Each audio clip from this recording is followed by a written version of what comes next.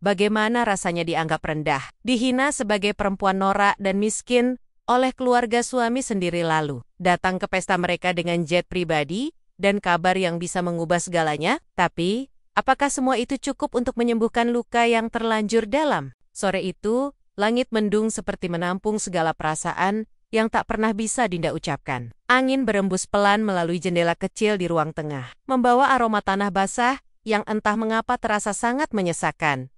Dinda duduk sendiri di sudut ruangan. Tangannya sibuk melipat pakaian, tapi pikirannya tidak sepenuhnya hadir. Matanya berkeli-keli, melirik layar ponsel di atas meja. Ia berharap ada pesan, mungkin dari Bram, atau setidaknya dari anggota keluarga lain siapapun. Tapi layar itu tetap gelap, sunyi, tanpa pemberitahuan apapun.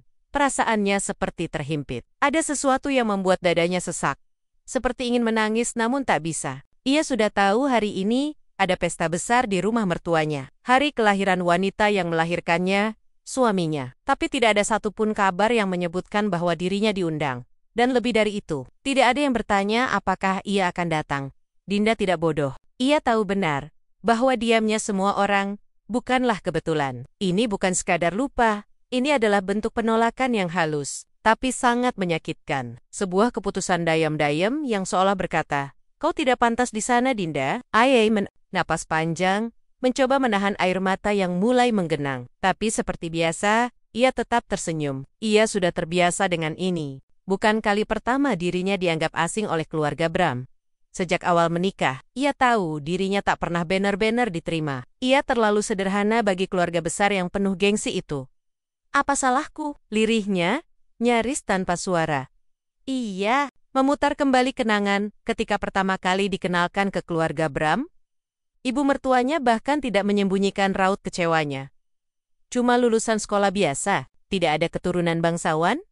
Tidak ada usaha keluarga? Apa yang kamu cari dari perempuan seperti ini, Bram?" Kalimat itu masih terngiang di kepalanya, seperti lukisan kelabu yang tak pernah bisa dihapus. Dinda menatap tangannya.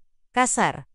Berkulit gelap karena sering beraktivitas di luar rumah. Ia bukan wanita salon yang setiap minggu menghabiskan waktu untuk merawat diri. Ia lebih memilih menghemat, mencicil kebutuhan, menyisihkan sedikit demi sedikit agar rumah tangganya tetap utuh.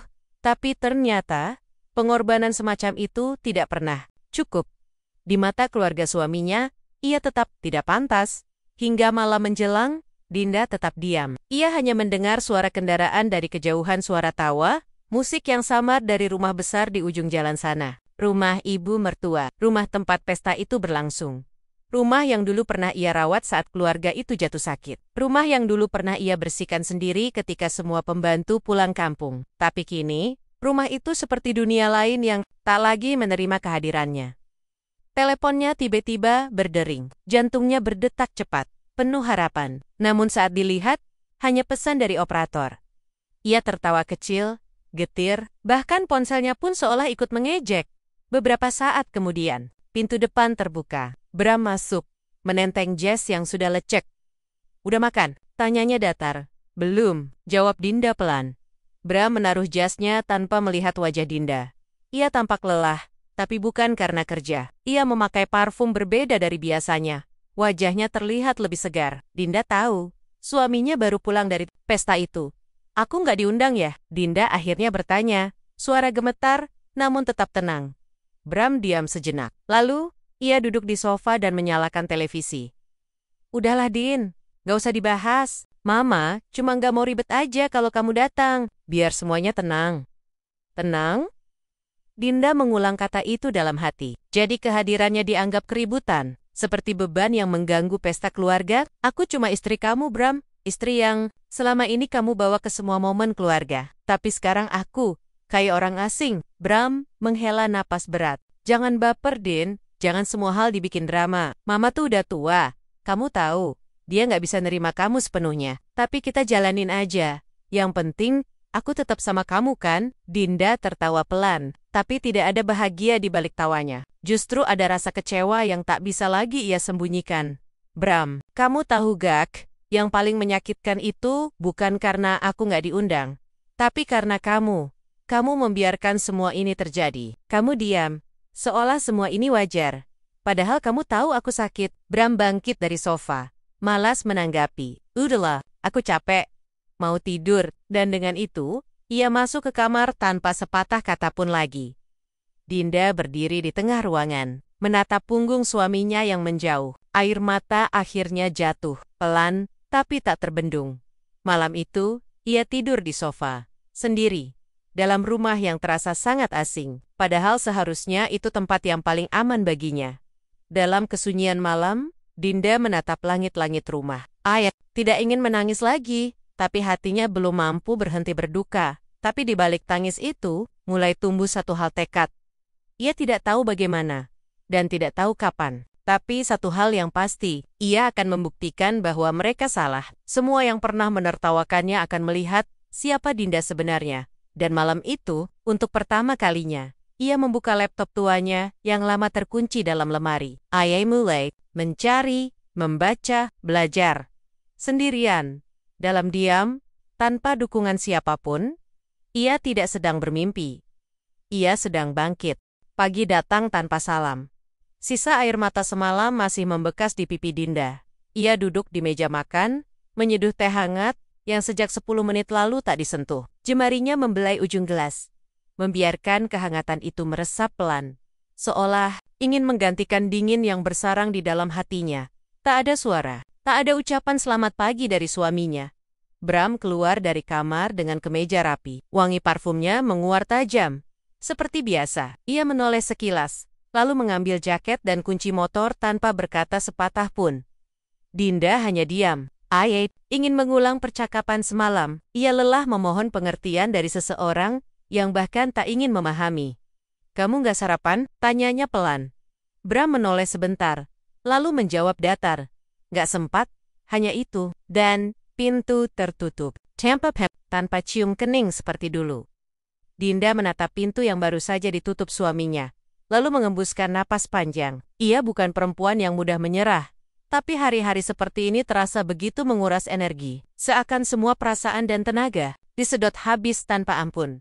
Hari ini, ia berencana kembali membuka laptop tuanya. Bukan hanya untuk mengalihkan perhatian, tapi karena ada satu tujuan baru yang mulai tumbuh di dadanya, ia ingin merdeka. Dinda menyalakan perangkat itu dan mulai berselancar di dunia maya. Ia membaca banyak artikel tentang bisnis rumahan, cara memulai usaha dari nol, hingga tips mengelola keuangan tanpa bantuan orang lain. Sesuatu yang dulu terasa jauh, kini menjadi seperti secercah harapan kecil di tengah gelapnya hidup. Namun, di tengah ketekunannya, sebuah notifikasi grup keluarga masuk ke ponselnya. Foto-foto pesta semalam mulai berseliweran di layar. Wajah bahagia, gaun-gaun mewah, dan tawa yang terdengar nyaring meski hanya lewat gambar. Di antara mereka, ada Bram berdiri di samping ibunya, tersenyum. Seolah tak ada yang salah. Tidak ada satupun yang menyebut namanya. Tidak ada yang bertanya mengapa ia tak datang. Tidak ada yang mencari kehadirannya. Seolah ia memang tidak pernah ada. Dinda mengunci layar ponsel dan meletakkannya jauh dari jangkauan. Dadanya sesak, tapi ia tahu, kalau ia terus terpaku pada perasaan itu, ia tak akan pernah maju. Ia bangkit dari kursi dan menatap cermin. Wajahnya terlihat lelah, tapi matanya tak lagi sendu. Ada api kecil di sana, api yang tidak ingin padam. Sore harinya, saat Bram pulang, Dinda sedang menyetrika pakaian. Ia menoleh sebentar dan mengulas senyum tipis. "Kamu pulang cepat hari ini." Bram meletakkan tas kerja dan menjawab sambil lalu. "Iya, tadi urusan kantor beres, lebih cepat." Dinda ragu sejenak, lalu bertanya hati-hati, "Bram, boleh aku tanya sesuatu?" Bram hanya mengangguk. Tidak benar-benar tertarik. "Kamu pernah bangga punya aku sebagai istri?" Pertanyaan itu membuat Bram menoleh. Wajahnya mengeras. "Kenapa nanya begitu?" Suaranya terdengar curiga. "Aku cuma ingin tahu," jawab Dinda pelan. "Karena kadang aku merasa kamu cuma menjadikan aku pelengkap, bukan pasangan." Bram tertawa kecil, sinis. "Dinda, kamu terlalu baper.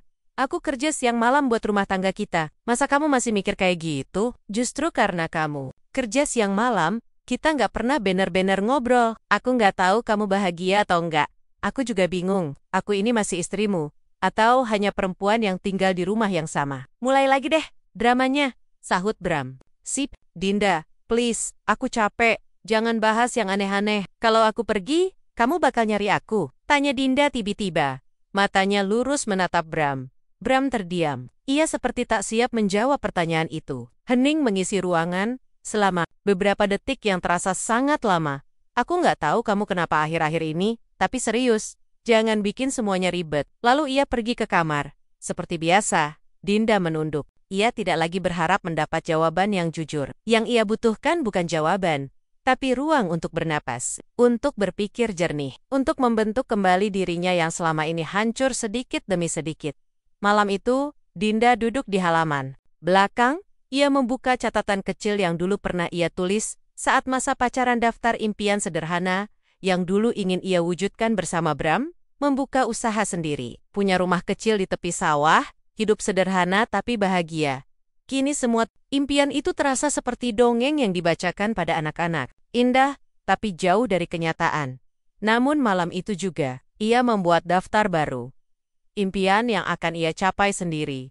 Punya bisnis sendiri, berdiri di atas kaki sendiri, tidak bergantung pada siapapun, menjadi perempuan yang tidak bisa diremehkan. Ia menutup buku catatan itu dengan senyum yang sedikit berbeda. Ada luka yang belum sembuh, tapi ada harapan yang mulai tumbuh. Di dalam rumah, suara televisi terdengar pelan. Bram tertawa kecil menyaksikan acara favoritnya. Tapi Dinda tahu, ia tidak lagi berada di titik yang sama. Ia sedang melangkah menjauh bukan karena ingin meninggalkan, tapi karena ingin menyelamatkan dirinya sendiri.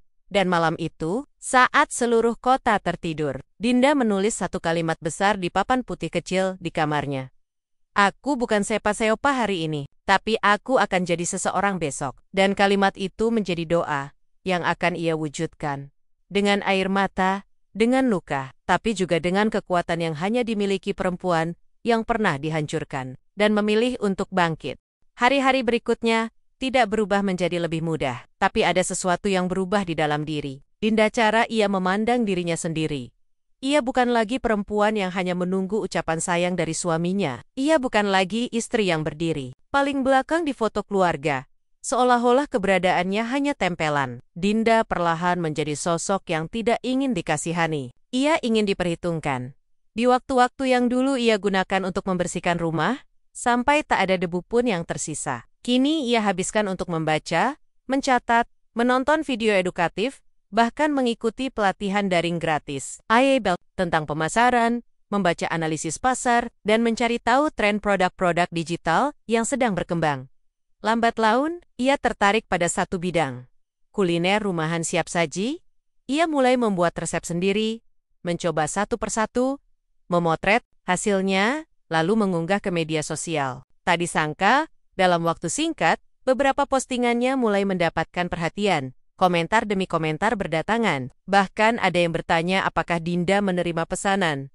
Matanya berkokok-koka saat melihat pesan itu, bukan karena nilainya, tapi karena akhirnya ada yang percaya pada kemampuannya. Malam itu, untuk pertama kalinya dalam waktu yang sangat lama, ia merasakan harapan membara. Ia mencatat daftar bahan baku, menghitung biaya produksi, mencari kemasan sederhana.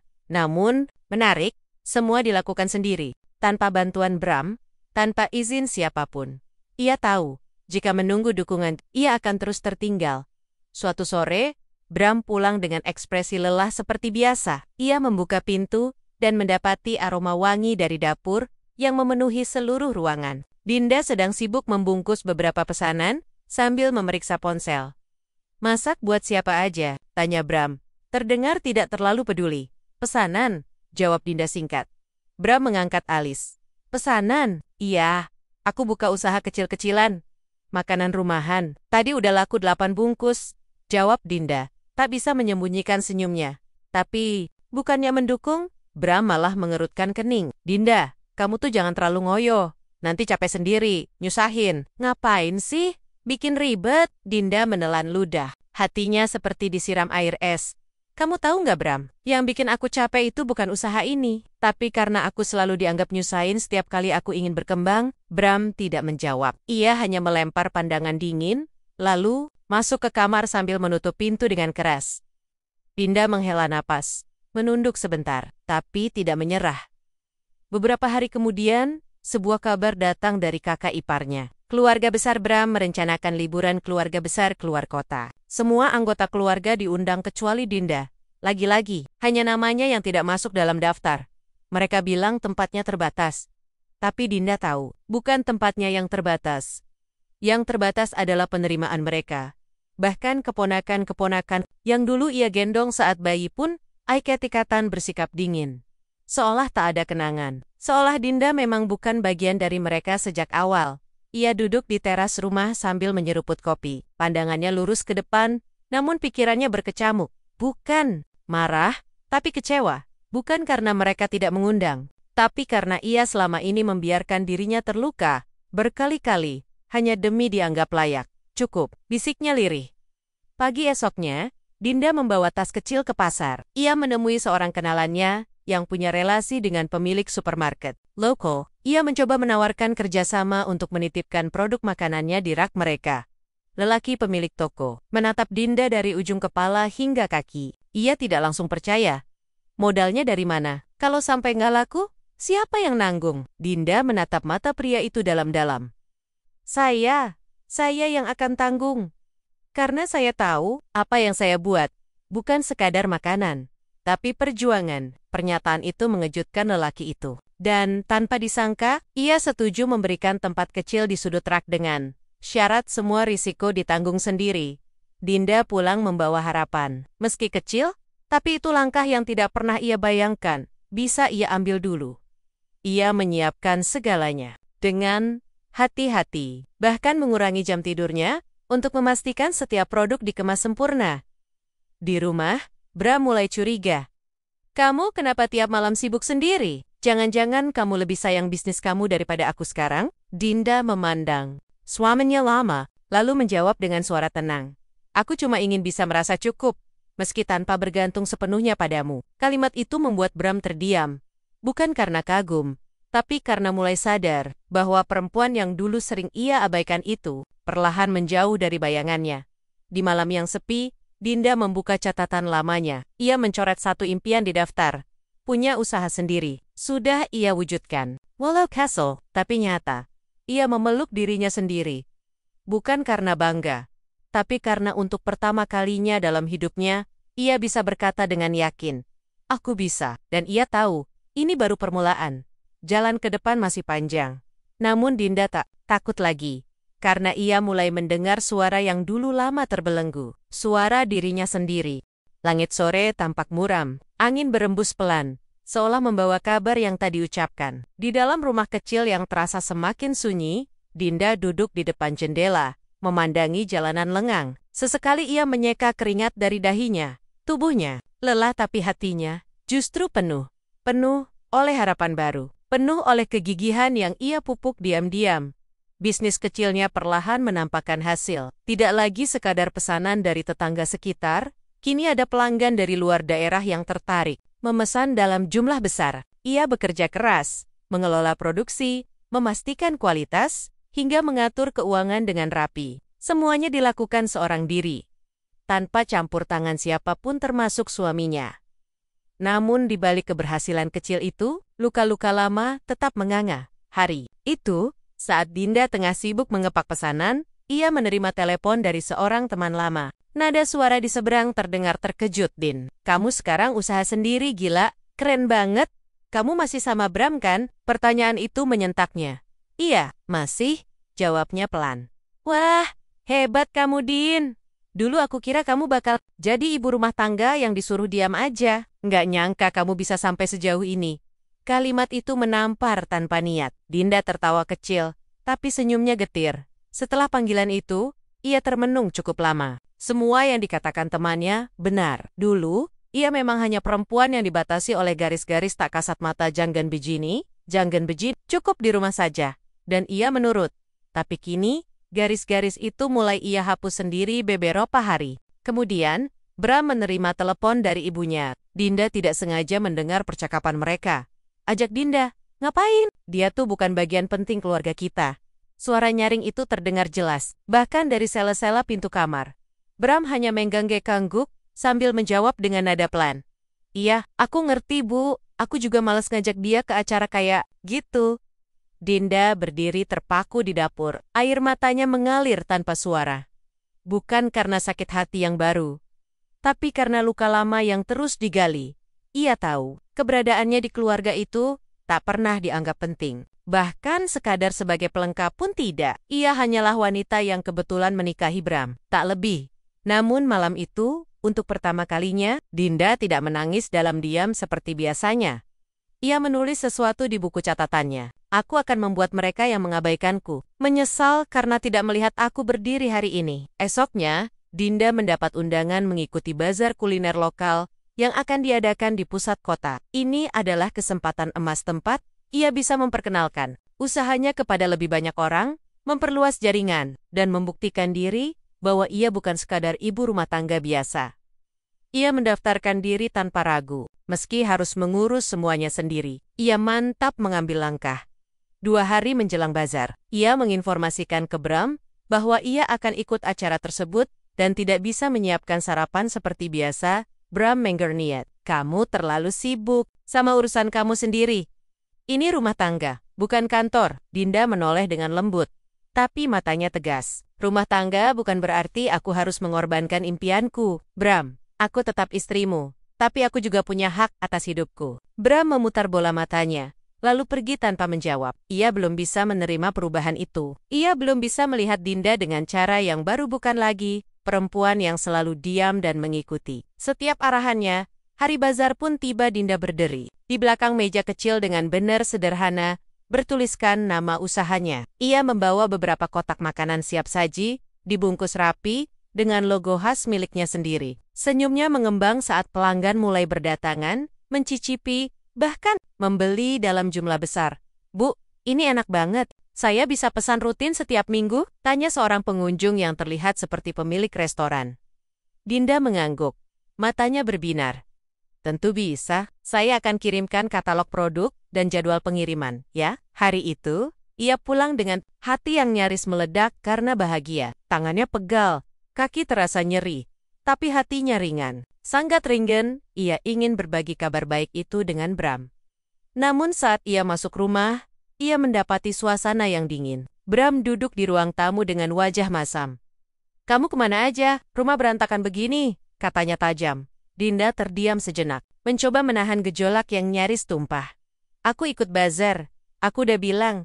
Dan maaf kalau rumah agak berantakan. Tapi, aku dapat pelanggan besar hari ini. Mereka tertarik sama produknya," ujarnya sambil menahan harapan Bram mendenggis. "Kamu pikir itu prestasi besar, Din? Bisnis kecil-kecilan gitu? Bisa apa sih?" Ucapannya seperti cambuk, tapi bukan cambuk yang menyakitkan, melainkan yang menyadarkan. Dinda berdiri tegak, menatap suaminya dengan mata yang tak lagi berkaca-kaca.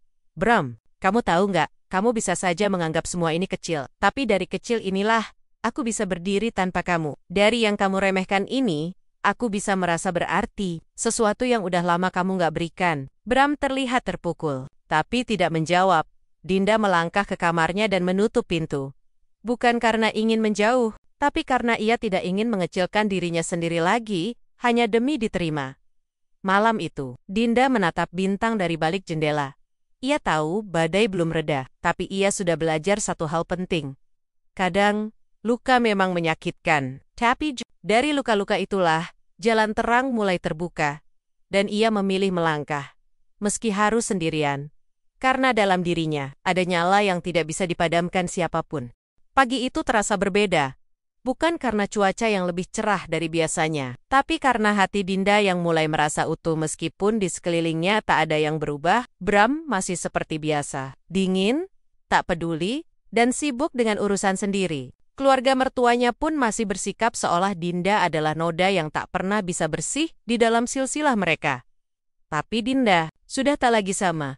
Ia kini bukan lagi perempuan yang mengharap ucapan terima kasih setelah membuatkan sarapan. Bukan lagi istri yang diam-diam menangis di kamar mandi, hanya karena tak diikut-sertakan dalam percakapan keluarga.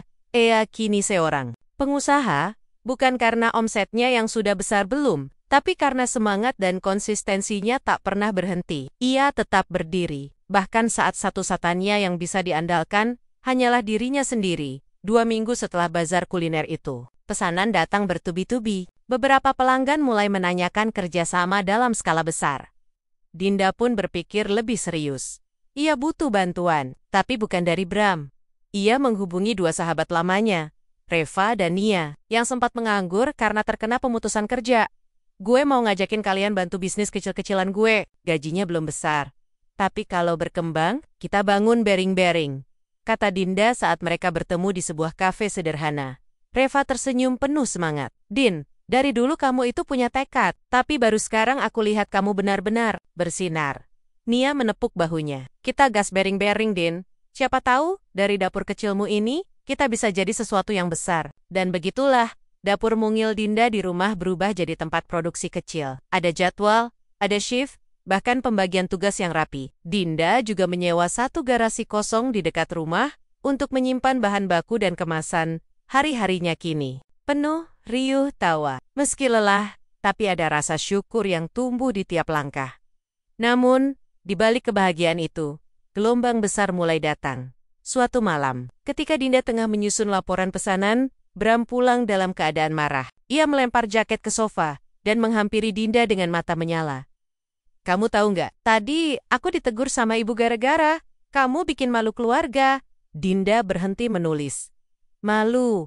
Kenapa? Karena kamu pamer-pamer bisnis di media sosial. Ibu bilang, nggak pantas istri keluarga kami buka usaha kayak pedagang kaki lima, terus upload tiap hari. Katanya, malu punya menantu kayak kamu yang kerjanya jual makanan. Dega! Kata-kata itu menghujam tepat di dadanya. Tapi bukan karena belum pernah ia dengar. Melainkan karena kali ini, Bram menyampaikannya sendiri tanpa membela, tanpa menahan. Jadi, selama ini, memang begitulah yang Bram pikirkan juga. Dinda berdiri pelan, menatap wajah suaminya yang begitu asing sekarang. Kalau aku malu-meluin, kenapa kamu nggak ceraikan aja aku, Bram? Pertanyaan itu membuat Bram terdiam. Sunyi menyelimuti ruangan. Dinda menatapnya tanpa gentar. Selama ini aku berjuang bukan buat pamer. Aku berusaha karena aku muak dianggap rendah, hanya karena aku nggak punya apa-apa. Sekarang, saat aku mulai berdiri sendiri, kalian bilang aku pamer? Bram mengalihkan pandangan. Sudahlah Din, jangan lebay. Aku cuma nyampaikan omongan ibu tapi kamu diam. Kamu biarkan aku dihina, padahal aku istrimu. Tangis Dinda tak keluar. Ia sudah terlalu sering menangis untuk hal-hal seperti ini. Sekarang, ia hanya merasa dingin, beku. Beberapa hari kemudian, Dinda mendapat undangan tak terduga sebuah event kuliner nasional yang diadakan di kota besar. Usahanya dipilih sebagai salah satu finalis dalam kompetisi wirausaha perempuan inspiratif. Namanya disebut dalam daftar yang dikirim resmi melalui email dan media sosial. Ia membaca surat itu. Berkali-kali, bibirnya gemetar. Tangannya mengusap perlahan. Tulisan namanya sendiri. Dinda, perempuan yang pernah dicibir, diremehkan, dan dianggap tidak layak jadi bagian dari keluarga suaminya. Sekarang, ia diundang untuk berdiri di panggung, menceritakan perjalanannya di depan ratusan pengusaha lainnya. Malam itu, ia tak tidur. Ia hanya duduk di tepi ranjang, menatap bintang dari jendela yang terbuka setengah. Hatinya bergolak. Ia ingin berbagi kabar bahagia itu. Tapi kepada siapa, Bram? Tidak. Ia tahu tak akan ada tepukan bangga dari sana. Namun jauh dalam lubuk hatinya, suara kecil yang dulu nyaris padam kini bergema. Kamu cukup, bahkan lebih dari cukup. Buktikan. Bukan untuk mereka, tapi untuk dirimu sendiri. Dan kemudian datanglah hari yang menjadi titik balik segalanya. Ulang tahun mertua. Acara besar yang diadakan secara mewah di villa pribadi, seperti biasa, hanya mengundang keluarga inti dan kerabat berkelas. Dinda tidak diundang lagi. Bahkan fotonya dihapus dari grup keluarga jauh-jauh hari. Seolah tak pernah menjadi bagian dari mereka, namun Dinda tak bersedih. Hari itu, ia memilih untuk datang. Tapi bukan sebagai tamu biasa. Ia menyewa satu jet pribadi, melalui relasinya yang kini mulai luas. Tidak untuk pamer, tapi sebagai simbol bahwa ia tidak lagi berada di bawah kaki siapapun. Ia mengenakan gaun anggun berwarna lembut. Rambutnya ditata rapi, wajahnya dipulas ringan namun tegas. Ia bukan lagi Dinda yang dulu. Begitu pesawat mendarat, di lapangan kecil dekat villa, sorot mata orang-orang terkejut bukan main. Tamu-tamu keluarga menyaksikan seorang perempuan turun dari jet pribadi, dengan percaya diri penuh. Siapa itu? Tanya salah satu tamu. Itu, Dinda, jawab keponakan Bram dengan mata melebar. Dinda berjalan pelan, namun pasti menuju tempat acara. Semua mata tertuju padanya. Tuan rumah ibu mertua hampir tersedak. Minuman saat melihat sosok menantu yang dulu ia anggap kampungan, kini datang dengan cara yang tidak pernah ia bayangkan. Dinda tersenyum tipis. Ia mengambil mikrofon saat Mick menyapa dengan bingung. "Maaf mengganggu," katanya tenang. "Aku tahu aku tidak diundang. Tapi aku hanya ingin datang untuk menyampaikan sesuatu." Semi wedi, Bram yang berdiri di pojok tampak kaku. "Aku dulu dianggap perempuan miskin yang tidak pantas berdiri di antara kalian. Tapi hari ini, aku datang bukan untuk menuntut penerimaan. Aku datang untuk memberitahu kalian bahwa aku baik-baik saja. Bahkan lebih dari itu. Usaha kecil yang dulu kalian remehkan, kini menghidupi belasan orang. Dan bulan depan, kami akan ekspor perdana ke luar negeri." Suasana hening. Tidak ada yang berani menyela. Bahkan ibu mertua hanya bisa menatap dengan wajah pucat pasi. Dinda menghela napas. "Aku datang bukan untuk balas dendam, tapi untuk berdiri. Karena sudah terlalu lama kalian menyuruhku duduk diam." Ia mengembalikan mikrofon dan berjalan pergi. Dan kali ini, tak satu pun yang sanggup menertawakannya lagi. Malam itu, dunia maya mendadak heboh. Seseorang entah siapa mengunggah cuplikan momen saat Dinda turun dari jet pribadi dan menyampaikan pidatonya yang menghentak di pesta ulang tahun mertua. Video berdurasi singkat itu tersebar cepat, dibagikan ribuan kali, dengan komentar-komentar yang bermunculan tak henti-henti. "Salut banget sama Ibu Dinda. Bukan cuma sukses, tapi tetap elegan, meski dulu diremehkan. Perempuan kayak gini yang layak dijadikan panutan." Ternyata yang sering diam, justru yang paling kuat. Tagar, Dinda bangkit dan perempuan berdaya mulai ramai. Nama Dinda yang dulunya hanya dikenal oleh lingkungan sekitar, kini masuk dalam daftar pencarian paling banyak di berbagai platform. Namun di sisi lain, suasana rumah Bram tak kalah panas dari dunia maya. Bram pulang dengan wajah merah padam. Ia melempar tas ke sofa, menghempaskan tubuh, lalu menatap Dinda yang tengah duduk tenang, sambil membaca laporan keuangan. "Jadi kamu sengaja bikin semua ini viral?" Dinda menutup bukunya pelan. "Aku nggak menyuruh siapa-siapa. Aku bicara apa adanya. Kalau itu akhirnya tersebar, mungkin karena banyak orang merasa mewakili. Gila kamu bikin keluarga aku malu besar. Ibu nggak mau keluar rumah sejak semalam. Semua orang nanya-nanya. Bahkan Om Doni aja bilang kamu kelewat batas." Dinda menatap suaminya. Wajahnya tak menunjukkan ketakutan seperti dulu. Ia tidak menunduk, tidak meminta maaf. "Kamu tahu kenapa mereka malu?" Tanyanya tenang. "Bukan karena aku salah, tapi karena selama ini, mereka terbiasa melihatku di bawah. Dan sekarang, saat aku berdiri, mereka merasa kehilangan kendali." Bram mendenget, namun tak mampu menyangkal. Ia merasa posisinya mulai goyah. Istri yang dulu ia anggap lemah dan mudah diarahkan, kini menjadi pusat perhatian, bahkan lebih dari dirinya. "Jadi kamu sekarang lebih bangga jadi seleb kuliner daripada jadi istri?" Pertanyaan itu menghujam tajam, tapi Dinda menanggapinya dengan senyum kecil. "Aku tetap istrimu, Bram, tapi aku juga perempuan yang punya kehidupan sendiri. Dan aku bangga, karena aku bisa bermanfaat, bukan cuma untuk keluarga, tapi untuk orang lain juga." Bram terdiam. Ada rasa sesak yang tiba-tiba menguasai dadanya. Ia mulai sadar bahwa selama ini, ia kehilangan sesuatu yang penting tanpa pernah benar-benar menghargainya. Hari-hari berikutnya, Dinda diundang ke berbagai acara, talk show, seminar, bahkan wawancara di televisi lokal. Ia tampil dengan pembawaan sederhana tapi mantap, bukan dengan kemewahan, melainkan dengan kisah perjuangan yang menginspirasi banyak orang. Setiap kali ia menceritakan masa-masa saat ia diremehkan, tak pernah dianggap, bahkan dilarang bermimpi, air mata penonton mengalir. "Aku pernah dianggap tak layak, bahkan untuk duduk di meja keluarga. Tapi aku tetap bangun pagi, bekerja keras, dan menolak menyerah. Karena aku percaya, nilai diriku bukan ditentukan dari latar belakangku, tapi dari apa yang aku perjuangkan." Kalimat itu menjadi kutipan viral. Semakin banyak yang mengikuti. Akun bisnisnya, pesanan melonjak. Beberapa investor mulai mendekati. Bahkan, seorang pengusaha makanan dari luar negeri, tertarik untuk kerjasama jangka panjang. Dinda yang dulu hanya berdiri di dapur kecil rumah, kini menjadi perempuan yang berdiri di panggung besar, disorot ribuan mata, tapi tetap menapak tanah, tetap merangkul akarnya.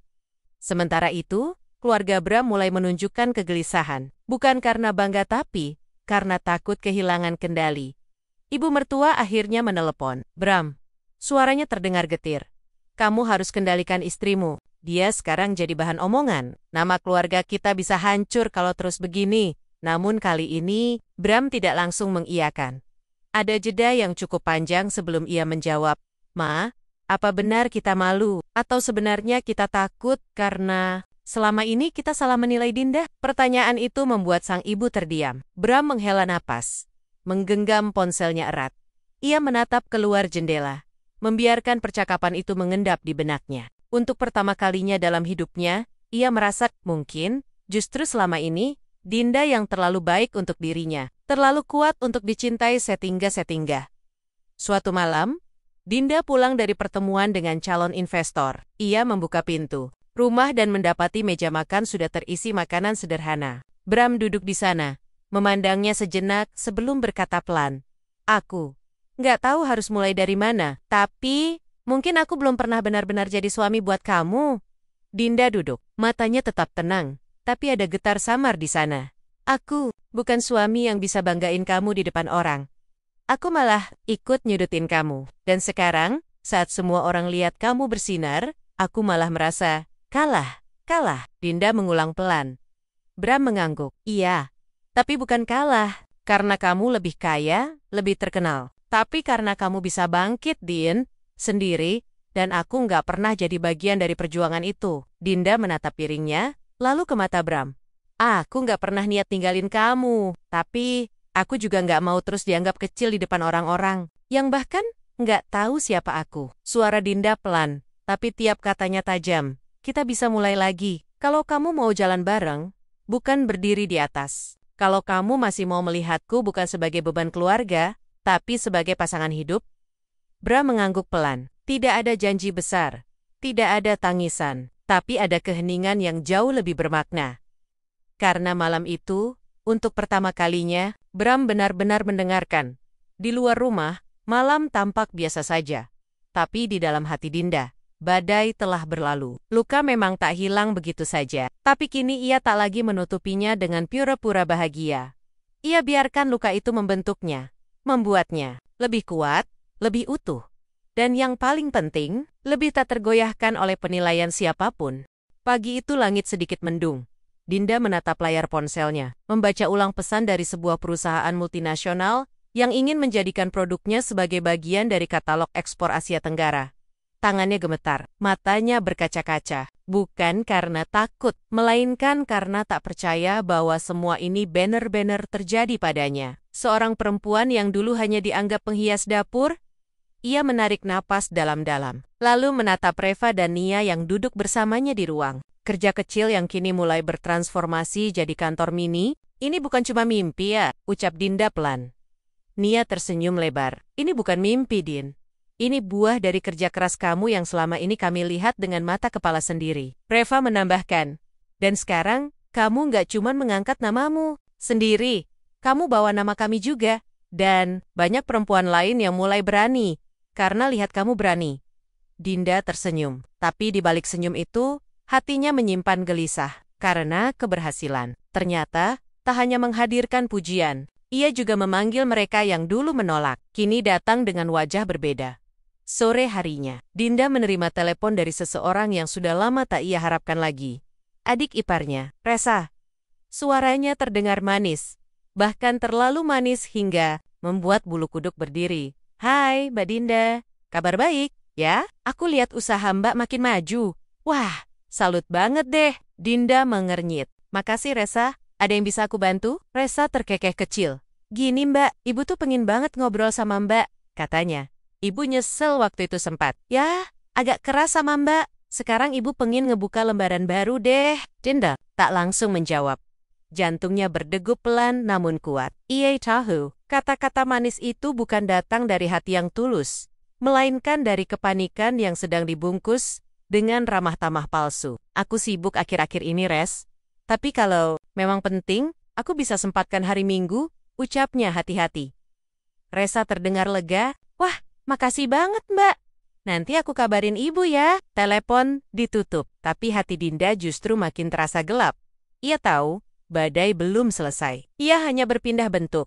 Hari Minggu datang, Dinda datang sendiri ke rumah mertua. Tidak lagi. Dengan rasa takut, juga bukan dengan dendam. Ia datang sebagai perempuan yang tahu posisinya kini sejajar bukan karena uang, tapi karena harga diri yang ia bangun sendiri. Begitu masuk, ia disambut oleh senyum canggung dari ibu mertua. Sofa ruang tamu terasa lebih dingin dari biasanya, walau cuaca di luar cukup hangat. "Silakan duduk, Dinda. Lama nggak ketemu ya?" ucap sang mertua dengan suara yang berusaha terdengar hangat. Dinda duduk perlahan. "Iya, Bu. Saya juga kaget, Ibu. Mau ketemu." Ibu mertua mengangguk. Matanya bergerak cepat, seolah sedang menimbang kata yang akan ia ucapkan. "Aku sudah lama mikir, Den. Kayaknya ibu dulu terlalu keras sama kamu. Tapi itu semua karena ibu sayang sama Bram. Ibu pengen yang terbaik buat anak ibu." Dinda menatap wajah wanita itu lekat-lekat. Tak ada tangis, tak ada permintaan maaf sungguhan, hanya pembenaran.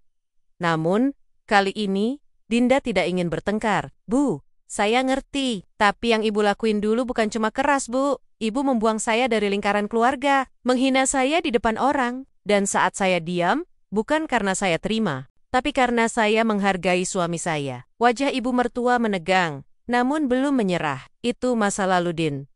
Sekarang kita mulai dari awal. Kita sama-sama keluarga, kan?" Dinda menyandarkan tubuhnya. Ia tahu kemana arah pembicaraan ini, dan dugaannya benar. Saat ibu mertua melanjutkan, "Omong-omong, ibu dengar dari Bram, kamu dapat tawaran kerjasama dari perusahaan luar ya? Kalau kamu nggak keberatan, keluarga kita kan punya nama baik ya. Siapa tahu bisa bantu promosiin. Atau jadi komisaris kehormatan gitu." Dinda menghela napas pelan. Satu tangan meremas ujung bajunya sendiri. "Bu," katanya perlahan. "Dulu, saat saya jualan dari dapur kecil, nggak ada satupun dari keluarga ini yang mau bantu. Bahkan untuk mencicipi pun enggan. Sekarang, saat saya sudah berdiri, saya bukan lagi alat yang bisa dipakai." Wajah ibu mertua memucat. "Saya datang ke sini karena saya menghargai permintaan bicara. Tapi tolong, Bu, jangan samakan saya dengan dulu. Sekarang saya sudah berbeda. Bukan sombong, tapi saya tahu nilainya harga diri yang dulu ibu cabik-cabik." Ia berdiri, "Dan saya nggak akan biarkan siapapun termasuk keluarga sendiri menyentuh hidup saya. Hanya karena mereka baru melihat saya berharga. Saat saya bersinar." Lalu ia melangkah pergi, meninggalkan ruang tamu yang sunyi. Tidak dengan amarah, tidak dengan arogansi, tapi dengan keyakinan bahwa ia tidak lagi perlu pengakuan dari mereka yang dulu menolaknya. Malam harinya, Bram duduk di ruang makan, memperhatikan Dinda dari kejauhan.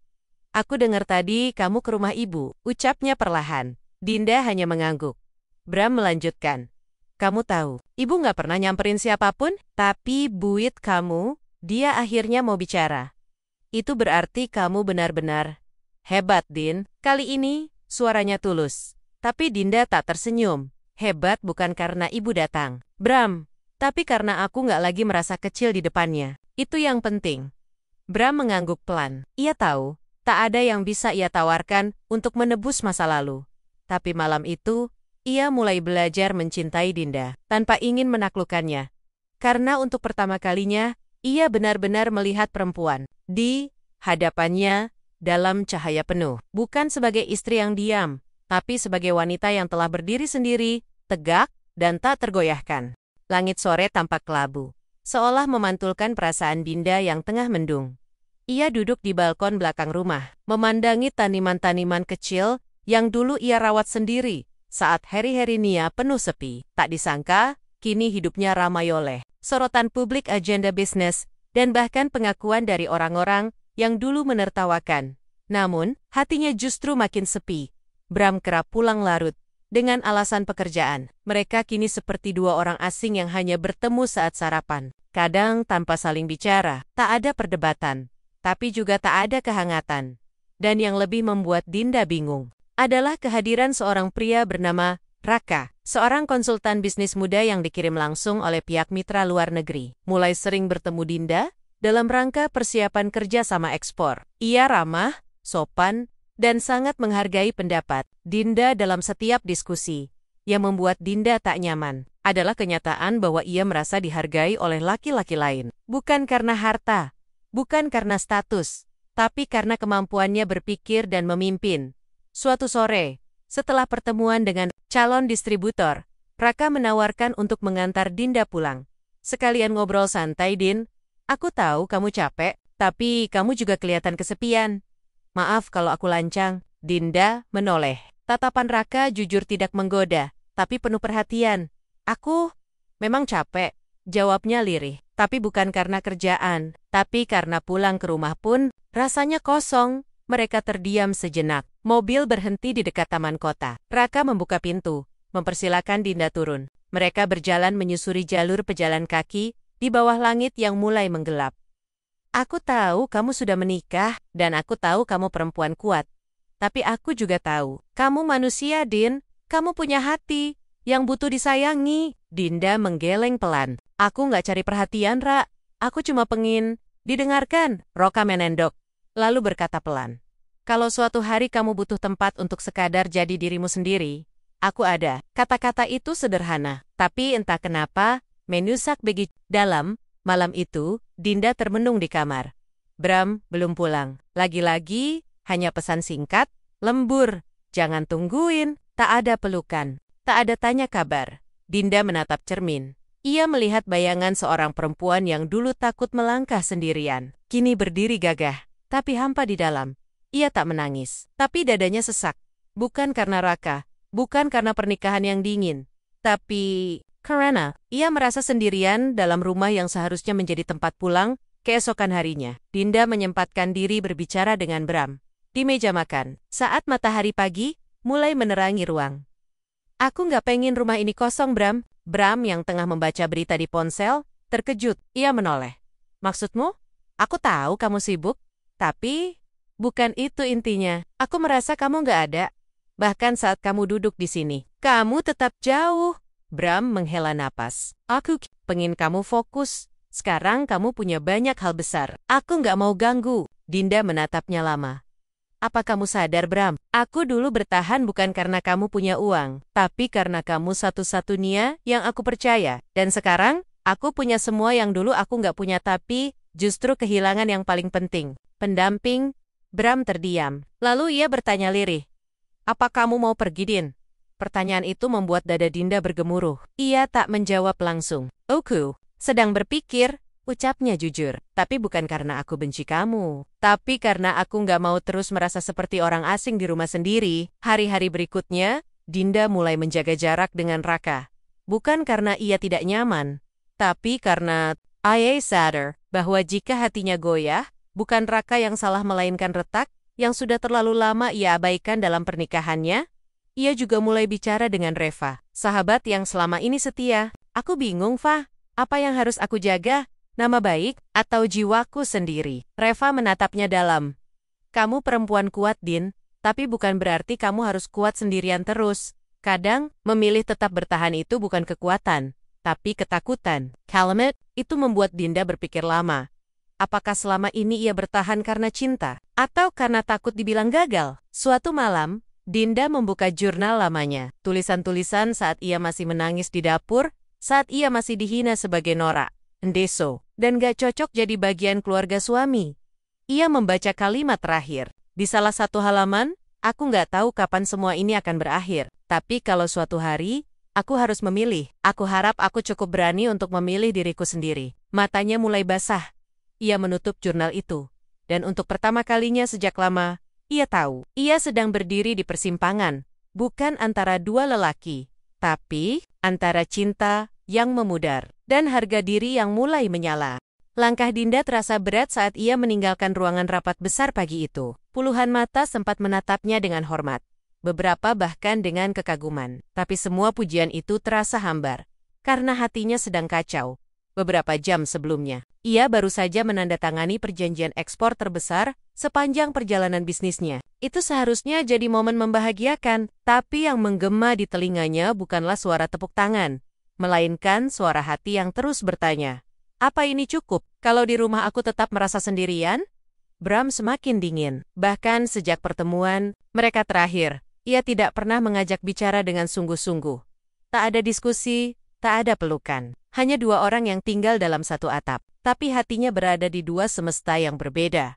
Dinda memandang cermin panjang di kamarnya, memperhatikan dirinya dalam gaun sederhana berwarna putih lembut. Ia terlihat anggun, dewasa, berwibawa, tapi wajahnya kosong. Ada hari-hari di mana Ia sangat merindukan versi dirinya yang dulu. Perempuan yang masih bisa tertawa walau dihina, menangis walau dipeluk, dan berharap, meski tahu kenyataannya menyakitkan, kini, ia bukan lagi perempuan yang sama. Ia telah tumbuh. Tapi Bram tidak ikut tumbuh bersamanya. Suatu pagi, Dinda duduk di kafe kecil dekat taman kota. Reva datang terlambat, tapi seperti biasa, pelukannya langsung menghangatkan hati. "Pat," ucap Dinda lirih. "Aku sudah nggak kuat." Reva met, sahabatnya penuh perhatian. "Kamu capek?" Dinda mengangguk pelan. Capek jadi istri yang harus tetap tersenyum, walau dilupakan. Capek pura-pura baik-baik saja. Saat sebenarnya, aku sudah hampa. Reva menghela napas panjang. "Dari dulu kamu selalu mikirin orang lain. Sekarang, pikirin diri kamu sendiri." "Din, kamu bahagia nggak?" Pertanyaan itu mengiris lebih dalam dari yang Dinda kira. Karena jawaban jujurnya adalah tidak. Malam itu, setelah semua pekerja pulang dan rumah sunyi, Dinda memberanikan diri bicara pada Bram. Duduk berdua di ruang tamu, hanya ditemani suara jam dinding yang berdetak. "Bram, aku mau bicara," katanya. Tegas Bram mendongak, menaruh ponselnya. Wajahnya terlihat letih, tapi Dinda tahu, ini bukan soal lelah karena kerja. Ini soal jarak yang tak pernah coba ia dekati lagi. "Aku ngerasa, kita bukan pasangan lagi. Kita sekadar serumah, tanpa hati, tanpa jiwa." Bram menunduk. "Aku ngerti, tapi aku juga bingung, Din. Kamu berubah cepat banget. Sukses kamu tuh bikin aku ngerasa kecil." Dinda menatapnya tajam. Karena kalau aku diam terus, aku bisa mati perlahan. Dan saat aku butuh kamu, kamu malah menjauh." Bram membalas tatapan itu. "Aku nggak pernah maksud ninggalin kamu, tapi kamu memang nggak ada, Bram. Fisik kamu ada, tapi hati kamu sudah pergi." Sunyi. Lalu Dinda melanjutkan dengan suara bergetar. "Aku sudah capek memperbaiki yang cuma aku perjuangkan sendiri. Mungkin sekarang kita harus berhenti." Mata Bram membesar. "Maksud kamu? Cerai?" Dinda mengangguk. Pelan tapi pasti. "Aku nggak mau hidup dengan ilusi bahwa kita masih bisa bertahan. Padahal kita bahkan sudah nggak saling mencari." Berikutnya, kabar tentang retaknya rumah tangga Dinda mulai terdengar. Beberapa orang mencibir. Banyak yang bersimpati. Tapi, tak sedikit pula yang kagum. Karena ia berani memilih dirinya sendiri. Di tengah badai opini, Raka datang menemui Dinda. "Aku dengar semuanya. Dan aku nggak datang buat jadi pelarian, Din. Aku cuma mau bilang, kamu nggak salah." Dinda menatap Raka. Kali ini tanpa beban. "Aku tahu, dan aku juga tahu. Aku butuh waktu untuk sembuh. Untuk berdiri tanpa luka lagi." Raka mengangguk. "Kalau suatu hari kamu butuh seseorang yang cuma mau duduk di sebelah kamu, tanpa minta apa-apa, aku akan tetap ada." Dinda tersenyum, tapi tidak menjanjikan apapun, karena kali ini, ia ingin berjalan untuk dirinya sendiri dulu. Malam terakhir sebelum surat cerai diserahkan, Dinda duduk di kamar, menulis surat untuk dirinya sendiri. "Terima kasih sudah bertahan sejauh ini. Terima kasih karena gak menyerah. Bahkan saat semua orang memintamu tunduk. Mulai besok, kita bukan lagi perempuan yang takut kehilangan, tapi perempuan yang tahu bahwa diri kita sendiri adalah hal paling berharga yang pantas diperjuangkan." Pagi itu, Dinda mengenakan pakaian sederhana. Ia berdiri di depan kaca besar, tersenyum pada bayangan dirinya yang baru. Tak ada lagi Dinda yang bergetar saat berbicara. Tak ada lagi istri yang menanti kasih dari suami yang telah berubah arah. Ia kini bukan lagi istri Bram. Ia kini adalah Dinda perempuan yang memilih hidupnya sendiri dengan penuh keberanian. Langit pagi tampak bersih. Burung-burung beterbangan rendah.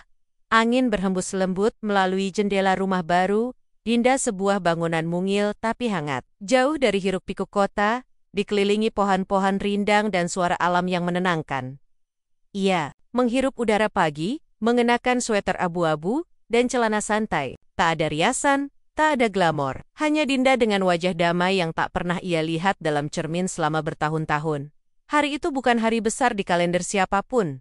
Tapi bagi Dinda, itu hari penting. Hari ia memulai hidup tanpa ketakutan. Dinda kini tak lagi tinggal di rumah mewah yang dulu ia tempati bersama Bram.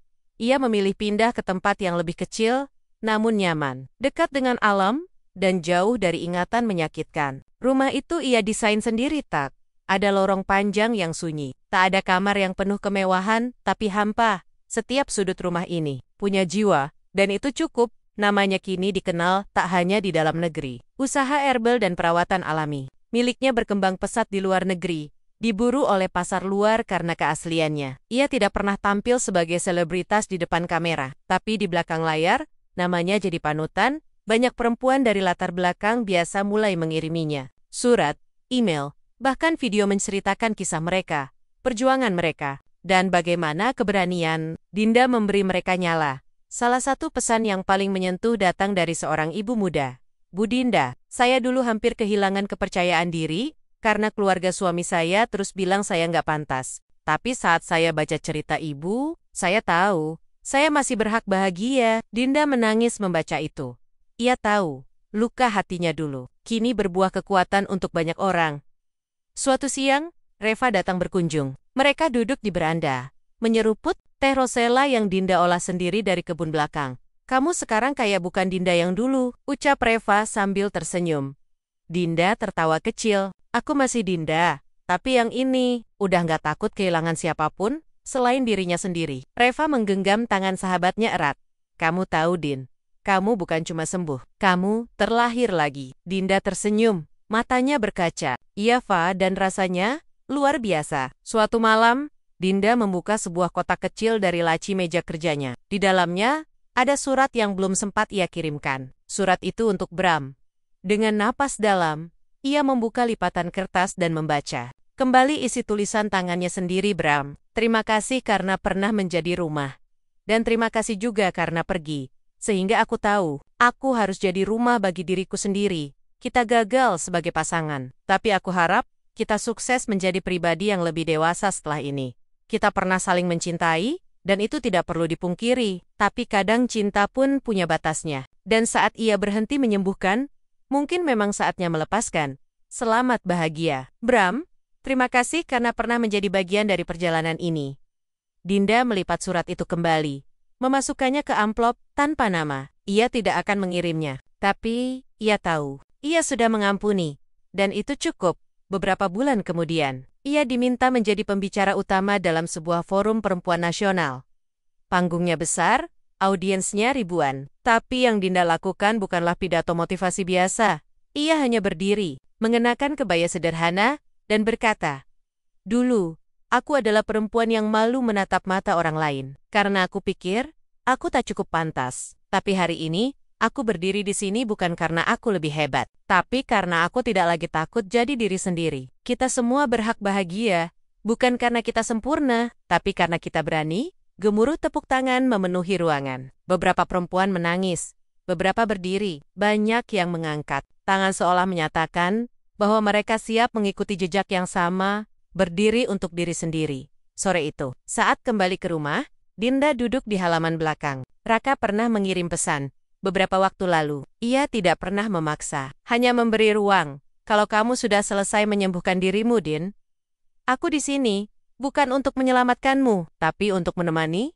Dinda tak membalas saat itu tapi sekarang. Ia mulai mengetik balasan. Singkat, tapi jujur, aku belum tahu tentang esok. Tapi hari ini, aku ingin tersenyum. Terima kasih sudah menunggu. Ia menekan tombol kirim, dan dengan itu, sebuah pintu baru terbuka. Malam itu, langit penuh bintang. Dinda menatapnya dengan tenang, lalu menutup mata, membiarkan angin malam menyentuh pipinya. Ia telah kehilangan banyak hal dalam hidup. Tapi ia juga telah menemukan sesuatu yang jauh lebih penting dirinya sendiri, dan dari sanalah segalanya dimulai kembali.